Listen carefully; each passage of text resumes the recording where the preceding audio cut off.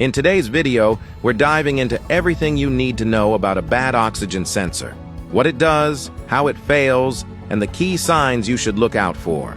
So first things first, what exactly does an oxygen sensor do? The oxygen sensor, also known as the O2 sensor, is a critical component in every modern engine. Its main job is to measure how much oxygen is left in the exhaust gases after combustion. It sends this information to the car's engine control unit, or ECU.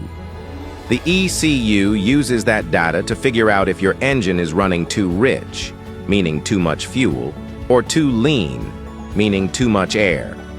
Based on these readings, the ECU continuously adjusts the fuel injection system to maintain the perfect air-fuel ratio. This keeps your engine running smoothly, improves fuel efficiency, and helps reduce harmful emissions, whether your car runs on diesel or gasoline. In short, the oxygen sensor acts like your engine's feedback system, constantly helping it breathe right and burn fuel efficiently. All right, so where exactly is the oxygen sensor located in your car? Finding the oxygen sensor is key when you're troubleshooting issues. It's usually located in the exhaust system, and the exact placement can vary depending on your car's make, model, and how many catalytic converters it has. Most vehicles have 2 oxygen sensors per catalytic converter, one upstream sensor and one downstream sensor. The upstream sensor sits before the catalytic converter. Its job is to monitor the amount of oxygen in the exhaust gases coming straight from the engine. The ECU uses this data to fine-tune the air-fuel mixture for smooth and efficient combustion. The downstream sensor, on the other hand, is located after the catalytic converter. It measures how much oxygen remains in the exhaust gases after they pass through the converter, basically checking how well the catalytic converter is doing its job. Together, these 2 sensors help your car's ECU to balance performance, fuel economy, and emissions, keeping your engine running clean and efficient. Now, why does an oxygen sensor actually go bad? Well, there are a few reasons. One of the most common issues is damaged or torn wires, which can mess with the communication between the sensor and the ECU. Another most common causes is moisture. Yep, water getting where it doesn't belong. If water sneaks into the sensor, it can corrode the internal circuits, and once that starts, it's pretty much game over unless you catch it early. Next, there's carbon buildup. Over time, carbon deposits can form on the sensor's tip, blocking it from accurately measuring the oxygen content in the exhaust gases. When that happens, the readings go off, and your engine starts running less efficiently. Another reason is electrical issues. We're talking blown fuses, short circuits, or voltage spikes that can fry the sensor's internal components. Then there's the possibility of a software issue. Sometimes a faulty update or a glitch in the programming can misinterpret the signal, making it seem like a sensor issue when it's really a programming problem. And don't forget, wear and tear. Like any electronic part, the oxygen sensor can just wear out over time. So before replacing parts and hoping for the best, it's always smarter to test the sensor and circuit first.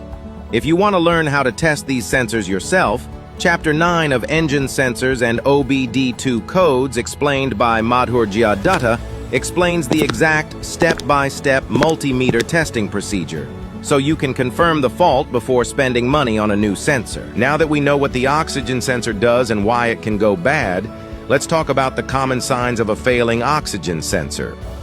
All right, the first and most obvious sign is the check engine light turning on. When the ECU detects a problem with the oxygen sensor's signal, like if it's inconsistent or completely missing, it triggers the check engine light and stores a diagnostic trouble code. Think of these codes as your car's way of saying, hey, something's not right here. If you hook up an OBD2 scanner, you might see codes like P0130, which is a general oxygen sensor malfunction. You could also see more specific ones like P0131, P0132, P0133, or P0134, depending on what's wrong. These could indicate anything from a low or high voltage signal to a slow sensor response, or even no signal activity at all. If you're not sure about what these OBD2 codes mean, you can always visit our website, obdcode.org, where we've got a full list of codes and their explanations. All right, let's move on to the next symptom of a bad oxygen sensor, and that's noticeable drop in fuel efficiency. If your oxygen sensor fails to accurately measure the oxygen level in the exhaust, the ECU can't properly balance the air-fuel mixture. As a result, your engine might run too rich, using too much fuel, or too lean, not using enough. So, if you've noticed your car suddenly drinking more fuel than usual, or your mileage consistently going down, that could be a big hint. Your oxygen sensor might be on its way out. Now, let's talk about one of the most noticeable signs of a bad oxygen sensor, and that's strong or unusual odors coming from the exhaust. When the oxygen sensor goes bad, it can cause the engine to run rich, meaning there's too much unburned fuel in the exhaust. This unburned fuel can create strong and unpleasant smells, like a sulfur or rotten egg odor, or even the distinct scent of raw gasoline. So if you catch a strong fuel or sulfur smell from your tailpipe, don't ignore it. It could be a clear sign that your oxygen sensor isn't doing its job properly. Next, symptom number 4, black smoke from your exhaust. This one's hard to miss. If you notice black smoke coming out of your exhaust, it could mean your oxygen sensor isn't working properly. When the air-fuel mixture gets too rich because of a faulty sensor, the fuel doesn't burn completely, and that unburned fuel exits the tailpipe as black smoke. So, if your exhaust starts looking like a mini diesel cloud, don't ignore it. It's a big clue that your O2 sensor might be failing.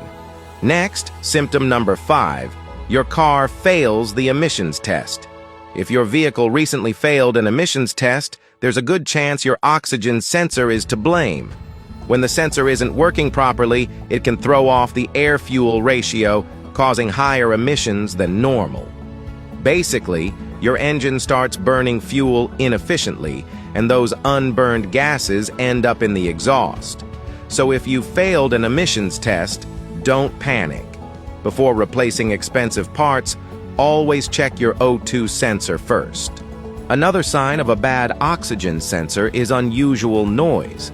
When your oxygen sensor starts failing, it can throw off your air-fuel ratio, causing the engine to run unevenly. This imbalance can lead to strange noises, like pinging, knocking, or even a rattling sound, especially during acceleration.